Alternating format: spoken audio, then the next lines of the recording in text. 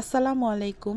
আজকের ব্লগটা অনেক বেশি ইমোশনাল। পুরোটা না দেখলে আপনারাও বুঝতে পারবেন না।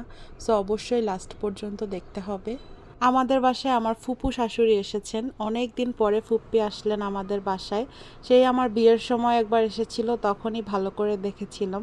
তারপরও দু একবার এসেছে, বাট খুবই শর্ট টাইমের জন্য। আর আমরাও একবার গিয়েছিলাম, সেটাও শর্ট টাইমের জন্য। সো অনেক দিন পর ফুপ্পিকে পেয়ে আমরা সবাই অনেক খুশি।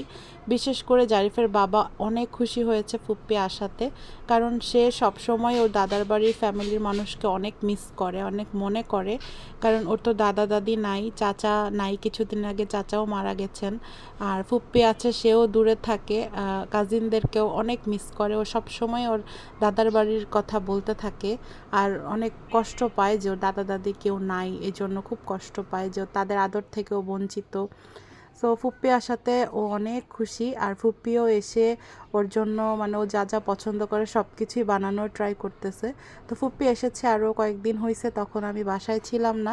তো ফুপ্পি এসেই ভাপা পিঠা বানিয়ে খাওয়াইছে সবাইকে। বাট তখন যেহেতু আমি ছিলাম না, আমি খেতে পারিনি। তো আমি আসার পরে আমার জন্য আবার আজকে স্পেশালি বানাচ্ছে ভাপা পিঠা। আর ফুপ্পির হাতের পিঠা এত সুন্দর, মাশাল্লাহ, এত সফট, এত সুন্দর সফট পিঠা আমি আগে কখনো খাইনি, বা এত মজা আমার কাছে আগে কখনো লাগেনি। ভেতরটা এত সফট হয়। আর সবচেয়ে বড় কথা, ফুপি প্রতিটা পিঠা এত সুন্দর পারফেক্টলি বানানো ট্রাই করতেছে, মানে এত সুন্দর সময় নিয়ে এফোর্ট দিয়ে প্রত্যেকটা পিঠা সে বানাচ্ছে। সো দেখে আমার মন ভরে গেছে।